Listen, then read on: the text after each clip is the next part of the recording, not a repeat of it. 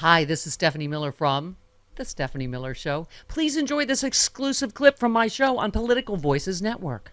Hey, how about how Crookie McCrookerson is even crookier than we even thought, even those of us that marinated in it every day. Super crookie. Yeah. Were you? I mean, I just was saying, I am surprised by my ability to be surprised by the depth and breadth of Donald Trump's criminality. But once again, I mean, it's all there. That Jack Smith, it's damning. That indictment is damning. Yeah, I mean, it's all, and also even them having to tap dance around this ridiculous Supreme Court immunity ruling. None of these are what do you call official acts? Right. They're all obviously the private acts of a candidate, right? Absolutely. So obviously we know this, preaching to the choir, we have to keep him out of the White House. That's the way that this gets done. That's the way that actually justice gets served, is keep him out of the White House. If he gets in somehow, all of this is for naught. So vote, vote, vote. Take everyone you know with you. All gas, no brakes. Let's go. Yeah.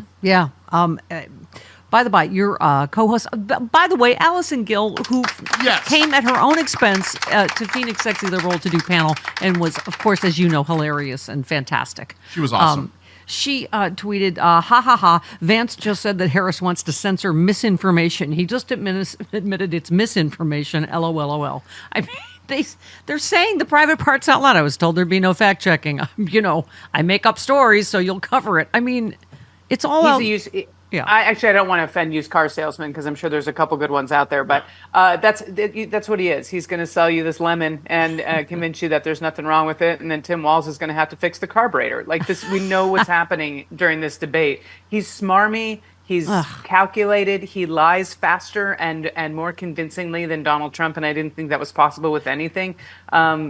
He's dangerous. Well, and you said it I was told there'd be no fact checking. You said, kind of, a tell for people who are lying. Right. Right. And you said leave it to the football coach to win the game in the fourth quarter with nothing left on the clock. I mean, Dana, I'm telling you, I keep saying that. Ignore the polls, the pundits, whatever. I mean, the big story out of the debate is, Walz favorability 60%, Vance 40%. I get that those Vance of us in the base wanted despise. slash and burn. People like Minnesota Nice. He did great. He did, and he talked about this before. He's a very humble guy. You said he was nervous. This is not where he shines, and for him to actually stand next to a professional liar and do as well as he did and beat him in the debate, because it was the key points, whether it was January 6th, abortion, healthcare, where Vance crumbled. He can pretend and lie as much as he wants, but you can tell he freezes when he knows that he's been caught, and then he goes, I just want to focus on the future. It's so obvious. Like Trump plays the accordion, and Vance turns into a mannequin for about 3 seconds and then starts talking again. We've already used that here. I'm going to use that for everything I do wrong for the rest of my life. You know what? I just would like to focus on the future. Could we just focus? Absolutely. You retweeted our friend Elie Mystal, who said this isn't Walz's best format, but he's hanging in there and explaining policy. Vance is very comfortable hanging in there and lying, except when he's fact-checked. I mean, that really sums up the whole debate, is that... go ahead. There's independent voters that one thing of him not being able to say that Donald Trump lost the election. I don't know why it took that. I mean, listen, whatever it's going to take for a quote-unquote independent voter, then I'll take it. You know what I mean? Like, if you were really undecided at this point, I've got a couple thoughts about that. But if it took him saying on national TV, just actually not saying anything about Donald Trump winning or losing the election, if that's what it took for you, great. Yeah. Great. At least we got it. Yeah. Here's some more from the post-debate interviews. President Biden and Vice President Harris put forward one of the strongest and most conservative, actually, immigration bills in recent history. And Donald Trump killed that bill. Did that ring true to you're up here? Let me just come up here with you real quick. You're nodding your head. Yes. Hi, what's your name? James. Why was that something, James, that resonated with? It is true. Congress has power for these immigration policies, and it just keeps getting pushed back between presidency to presidency, which Congress does have power in these situations. It's really just forming a demonization of immigrants, which is such an issue. We see a lot of violence against immigrant communities. These are not illegal people. They come here undocumented for whatever reason there is. And it's just causing more harm than anything. Yeah. I mean, it got cartoonish how he blamed immigrants for everything. Right. I mean, even how about the guns? Like, about guns in school. He's like, well, it's the border. These Mexican guns. You're like, wait, what? What? Well, he also blamed his mother's drug addiction for the for the drugs coming in from the border, and I'm like, your mother stole those from the hospital that were given by Big Pharma. They probably had Purdue's name on them. Yes, yeah. And also, I mean, we just played, one of the kids getting that, how ridiculous the doors and windows thing is. You said making the doors and windows stronger makes it harder for elementary students to get out, you jackass. How about you try and do something to stop school shootings? And a lot of the younger people said that, echoed that in these, post-debate groups. Yeah, the bullets aren't coming from the outside in. Yeah. If they're in the school, that's the problem. When stronger windows, it was just, and thank God the young people were like, what are you talking about? You're a moron. Yeah. I love this. You retweeted, someone said, J.D. Vance, I have a dear friend who had an abortion. Live fact check. J.D. Vance has 0 known friends. You just knew it was a bull story, right? You just happen to have a friend. How dare you? Yeah. How dare you, if that is true, invoke one of your friend's abortions when you know the candidate you are running with would absolutely sign a federal ban and he is proud of overturning Roe v. Wade and women are dying? How dare you? I just don't know why he thought that was a good idea. But apparently he wants to come off as more likable. And like I said, he instead of being disdained, he's just disgusted. He's such a phony, though. I mean, just even his, I'm sad Amber's dead, too. Frowny face. Yeah. It's like, no, your policies killed her. Like, right. Oh, I wish she were alive, too. It's like, ugh, gross. Okay. Also, I did not know this. You said New York City will soon be giving rats birth control pills to stop reproducing. There are 3 million rats in New York City, and you said 3,000,001 with Rudy Giuliani. See, that's funny. That's why Dana Goldberg is one of the top 5 funniest lesbians. That's right. Top 5. I'm right at the cusp. You're cuspy. I loved all the people that were like, great, rats in New York have more birth control than we do. Exactly. Like, they have more autonomy over their body than we do. That's funny because it's true. All right, whenever we find something that even resembles journalism, Dana, we give out a Bollarding Award.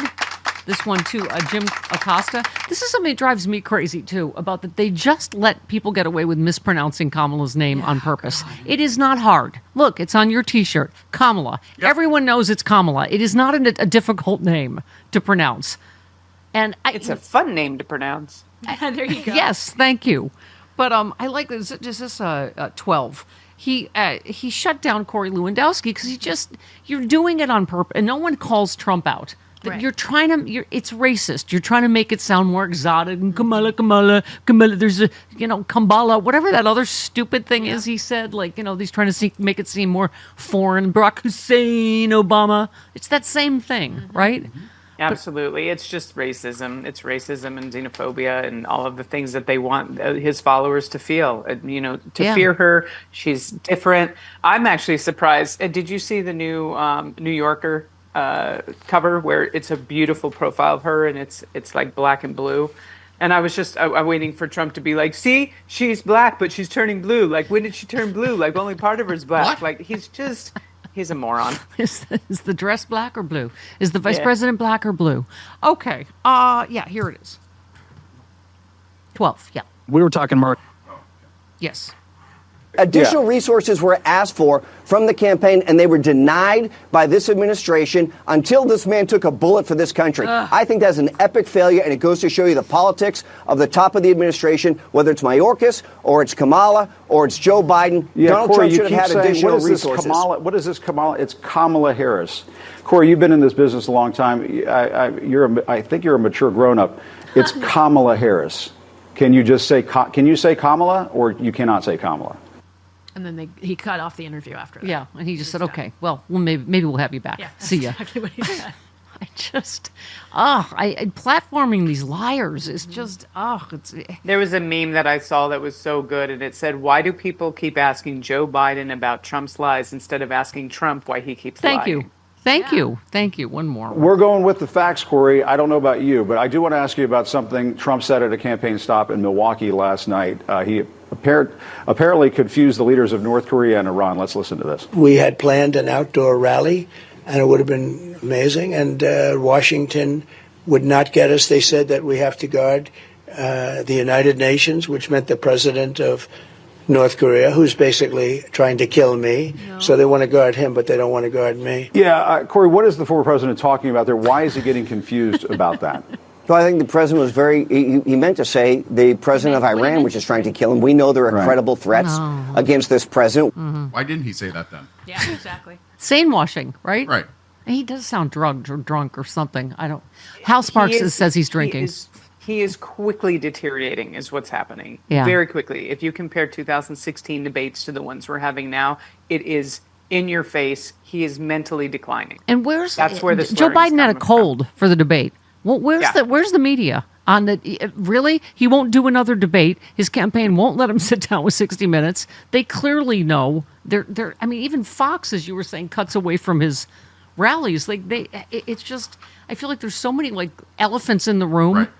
You know, and this latest filing is the latest that we're pretending like we don't know what a giant crook he is. Right. He's obviously guilty in this January 6th thing, and they just absolutely. It's maddening. It's maddening, and I hope it eventually, when he keeps doing this to the press, they'll finally realize, okay, he might be our cash cow, but every time he backs out of something like this, it makes them look bad, whether they like it or not. It makes him look bad, but it also makes them look bad, and maybe they'll stop giving him a platform. Yeah, Lara Trump suggested he's just joking when he insults the intelligence of Harris and her running mate Tim Walz. Lara Trump said, well, obviously he's just kind of joking around there with the crowd when he's. No. A joke is supposed to be funny. Yeah, it's supposed to be funny, and he's not. He's just mean. Nobody thinks it's a joke.